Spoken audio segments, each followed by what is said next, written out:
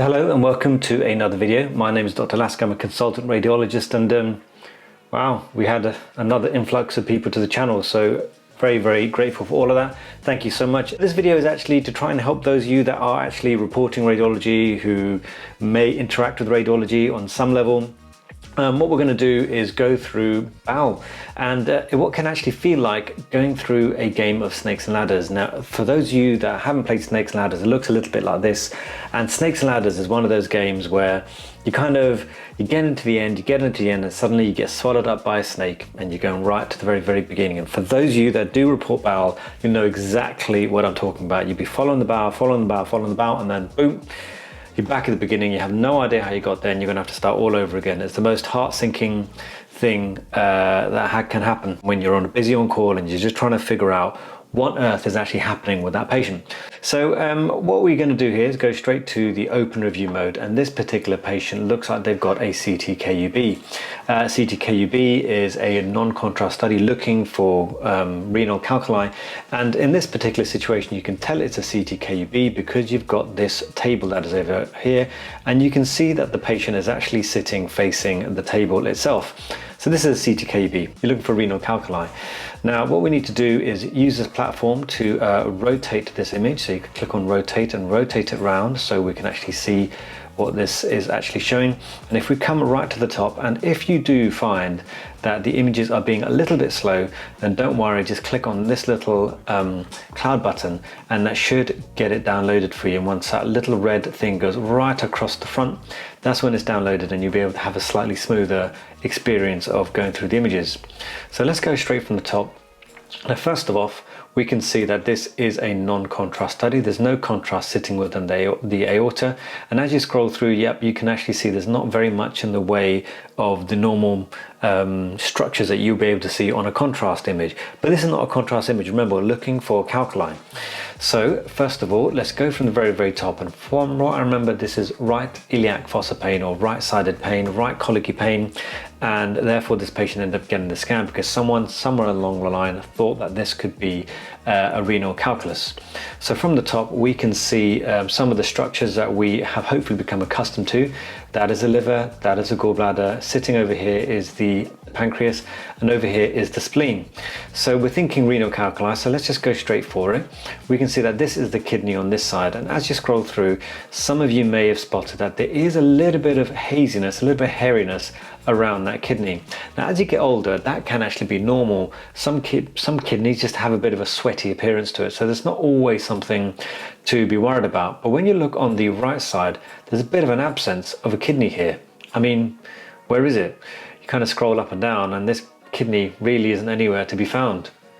So now as we scroll through, you may have spotted that, yeah, there is a kidney that is sitting over here. For those of you that can't see it, I'm going to draw it right over here. This is actually a pelvic kidney. So is this what's causing the patient's pain? We've got to look, we've got to try and see what's going on. So when you actually look around this kidney, you can see that there isn't much in the way of fat strand. The fat around it looks very normal. So it doesn't look inflamed and doesn't look like there's any calculus or anything that's causing any obstruction. You can tell renal tract obstruction by the way the fat looks like within the kidney itself. When you look inside the kidney itself, you can see that there is still that sort of black line that is sitting there. There's a bit of fat plane. When you've got blockage, the pelvic-ureteric system expands and that you kind of lose that fat plane. So that's one of the things, is a bit of a sign to try and figure out whether someone has got obstruction. That's not obstruction on this particular situation, so we have to really go to basics. So we know this is a right iliac fossa pain. We've got to start thinking about the other causes of right iliac fossa pain, which could be appendicitis. Now let's start from the bottom, quite literally, and just look at my mouse as we scroll through, and you should be able to see that the bowel is going this way, scrolling forwards like this, kind of going along this way, going along this way, going along this way, going along this way, then scrolling up. I'm going to point the bowel over here. You can see we're still coming up, still coming. Here's my mouse, we're still here. Now we've come up to the splenic flexure, and you can hopefully start to see that the transverse colon is popping up around this region. It's gone right across this way. Let's keep coming. You can see bowel going this way. Keep coming, going this way to the hepatic flexure. And now we're going to scroll our way down and we're coming up to the ascending colon. You see the ascending colon goes down this way, keeps coming further down, and then you kind of lose it. So one of the things we need to try and figure out is where the ileocecal valve is. Where is the ileocecal valve? And I've always said this, you haven't seen previous videos and maybe worth looking at, but I'll explain it anyway on this one. What you want to be looking for is a fat lip. So you're looking for like fatty lips sitting within the region of the ileocecal valve, and it can be difficult, but it is over here. This is where the ileocecal valve is, and you can actually start to see that there is a bit of small bowel that is coming out of this region over here, coming out that way. So you know that's the ileocecal valve. So now you've got to start thinking about what is a blind ending loop, and that's what you're going to be looking for. So we've got to come further down to the cecal pole, and you start to notice there's a bit of bowel that's coming this way, and you follow that along, and it looks slightly larger. And as you kind of follow it around, you can see that this piece of bowel doesn't look quite right, and there's also evidence of huge tiny lymph nodes within that region. So let's zoom in for those of you that can't see it. And we're looking at this region, over here, and you can see that this circular thing over here is actually the appendix, and there's a little bit of haziness within the region, a bit of hairiness, and so that is appendicitis, a non-perforated appendicitis, and an incidental finding of a pelvic kidney. Right, let's go to the next case that we've got prepared for you guys. So, case number 2. So again, this is right side abdominal pain on a actually quite young patient. I think they're in their 20s or something. So first of all, we can see that this patient has got contrast because the aorta has got contrast within it. As you scroll down, different from the last scan, you can actually see vessels within the kidney, within the liver. And as you come further down, you can actually see the actual structures of the kidneys really, really well. Now pay attention to the aorta and compare it to the portal vein, which is sitting over here. You can see that this is actually slightly more dense in appearance, so therefore this is more likely to be a portovenous phase image. Right, so again we've got right-sided pain. Let's just go straight for the bowel because I'm trying to teach you how to go through bowel on these cases. Let's go from the very, very bottom, quite literally, and just follow our way up. Now, 2 constants, if you're ever unsure or you lose where the bowel is, it's going to be the ascending colon and the descending colon that always stay almost constant in the position that they are. The cecal pole, sigmoid colon, small bowel, they can go all over the place, but those 2 areas normally stay the same. So if you do end up finding yourself a bit lost, just come up to the left side of the abdomen and you'll usually find the descending colon, and the other side you'll have the ascending colon. But let's work our way from here. So we can see that the bowel is coming up this way. We scroll up, we scroll up, we scroll up. We're kind of veering off this way. Follow my mouse, we're going this way. Follow that way, going this way. You've quite far up into the abdomen. You're going this way, and then just follow it down, follow it down. It feels like this could be small bowel. Let's just go with it, let's go with it. Oh, and then it opens up again to be a large bowel coming up towards the left iliac fossa over here. And you can actually see that this is definitely going to be the descending colon. We're following up to the splenic flexure. We're going to be expecting the transverse colon. Transverse colon is over here. We'll go right across the front. Now we're at the hepatic flexure, and then we've got to try and follow where the ascending colon is. It can be a little bit difficult here, but what you can actually see is that this is the transverse colon. If you keep your mouse here, this way, you can see it collapses. All right, that's kind of abnormal. Coming down this way, still very, very collapsed. Looks like it could be small bowel, but let's follow it down, Oh yeah, we're still backing up towards the hepatic flexure, coming down, and this does feel like this must be the ascending colon. And as you come further down, it starts to look a bit odd, doesn't it? It looks kind of thickened, and there seems to be some fat located within it. The fat that is located within it is almost the same density as the fat that's within the intra-abdominal cavity. So that doesn't seem quite normal, because when you look at the rest of the bowel doesn't have fat like that. Now, as you kind of scroll through, you can start to feel as though there's maybe a double lumen here. One lumen going around this way, and then there is another lumen that's going on within here. So now it feels like there's like 2 bits of bowel that are sitting within each other. So as you scroll through, you start to see more of this weirdness. Now you can see all these sort of linear densities that are going on this way, this way, this way. It just doesn't look quite right. And as you come this way, you can see that the bowel starts to kind of telescope into itself and then become more normal looking around the region of the right iliac fossa. So What this actually is called telescoping of the bowel. So you've got one tube that kind of swallows another tube, which has happened with the bowel. This is in the region of the ileocecal valve.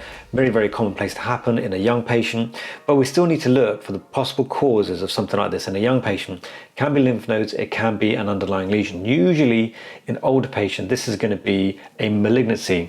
But now, what I want you to pay attention to is that there is this low density stuff that is sitting over here, which is almost the same density as a low density stuff that is sitting within the intra-abdominal cavity. And this is all continuous with one another. You can see that it continues this way, and if you follow that, look, that fat continues into there. So if we follow that continuation of fat through into the bowel where it's telescoping, follow that up, you can see that it continues around this region. Keep following, keep following, keep following, and then it disappears, and then actually you've got a different density of fat that is sitting there compared to what we were sitting over here. Therefore, this is a lipoma. So this patient's got a small lipoma within the bowel, which has resulted in being a focal point for the transition for the telescoping to happen, for the interception to happen, and this patient needed to go to theatre straight away. So quite an interesting case, and shows you how following the bowel can be very, very important. Let's go to the final case. Okay, start from the top. Again, right-sided abdominal pain, and this is a female patient. This is a contrast enhanced study. Hopefully you can see that because there is this contrast that is sitting within the aorta. As you come further down, you should be able to appreciate some of the structural makeup of the kidneys. Again, telling you this is most likely to be a contrast enhanced study. Now let's compare the two vessels that we usually do. The aorta, which is sitting here, compared to the portal vein. The portal vein does look a little bit more dense, making this most likely to be a portal venous image. Again, this is right iliac fossa pain, so let's go straight for the bowel, right to the very, very bottom, quite literally. Some of you may have seen it already, there is a bit of inflammation somewhere, but I want you to go from the very, very beginning. So this is the bottom. Now we'll come up, come up, come up, come up, come up, like so. Follow it along, we can see this going this way, going that way, going towards the right iliac fossa. Oh, might have lost it there a bit. Oh, it's kind of veering off this way this time. Then this way. Oh, and then it's kind of curled back that way. You see how mobile the sigmoid colon can be. Now we're going down this way again. Now we're in the right iliac fossa, and now we're coming up to the descending colon. We're going up, up, up, up, up towards the splenic flexure. Some of you may have noticed that there is this weird artifact. Patient's breathing a lot, clearly must be in a bit of pain. So that's why you've got that sort of breathing artifact there. Coming up to the transverse colon, going right across the front, right across the front. Going all the way down like so, all the way along like this, towards the hepatic flexure, and then we are coming up to the ascending colon. We'll come down to this region, and you think, you know what, it looks very, very inflamed down there. That doesn't look quite right. This is not normal, and in the right iliac fossa, it must be appendicitis. Slam dunk, we're done, let's go home. No, we've got to look a little bit closer. So first of all, let's try and identify some of the normal structures that we'd be expecting to see in this region. So this is going to be the cecal pole, somewhere around here, and we've got to try and find the ileocecal valve. Like, where is the ileocecal valve? And actually you might notice that there is a bit of what looks like some fat lip sitting over within this region, and actually you've got a bit of bowel that's going along like this, and going this way, this way, this way. So therefore that must be the terminal ileum that is sitting over here, and this must be the ileocecal valve. Okay, so that's one good thing we've figured out. Now we've got to find the appendix. Now where is this appendix? Is it definitely going to be the appendix that's causing all this inflammation around this region? This is where it may be useful to try and get a different view. And in this particular situation, we're going to go for the coronal views, and I'm going to try and zoom in a bit to try and see that right iliac fossa a little bit better than what we had seen before. So now as we scroll through, let's pan that this way a bit. Now, as you scroll through, you can start to notice that, oh, okay, there's this weird tubular looking structure, a little bit like a snake that is sitting this way, this way, this way, this way, this way. And it seems to scroll through. As you scroll through, you can start to see that this is actually looking like a bit of a snail going like this. It could be the appendix, it may very well be. But actually what you notice that there's another structure that's sitting on top of it, which with what looks like a high density material sitting within it, which is actually a fecalith sitting within the appendix. Now if you keep your eye on this particular structure going this way, it will start to sort of go down this way, and then disappear. So therefore, this little dot that you've got sitting here must be the end of the appendix, and you can scroll and follow that round. It goes round like so, and then into the cecal pole. And so therefore this is actually completely separate. This tubular structure that we saw doing this, and as we scroll through we can see doing this, aiming towards the large thing that is sitting within the pelvis. Now this large multilobulated thing that is sitting within the pelvis is actually a fibroid uterus, and this is actually a tuber-ovarian abscess. This is actually nothing to do with the appendix, nothing to do with the bowel. There's everything to do with the fallopian tube on the right side. So you can see how by following the bowel and really getting to grips with where the ileocecal valve is, where the appendix is, how to follow the bowel all the way through these few cases, you're able to identify what the problem really is. And in this particular case, it made a very, very big change to the management, because this patient ended up going to gynecology rather than to the general surgeons. Right, so I've tried something new here. Hopefully that was a good one. Please do let me know if this was useful. Someone did ask for me to go through bowel and show how to go through bowel. I'm more than happy to go through more cases going through bowel in this particular format. As always, please do have a look at my sponsors, Collective Minds Radiology, who have helped me support the channel and help bring some of this online learning to you guys. Do let your friends know about the channel, and why not give it a click, give it a like, give it a follow, and yeah, join what has to be the best radiology channel out there. No, the best channel out there. Yeah, I'm gonna just say it. It's the best YouTube channel out there. Anyway, speak soon.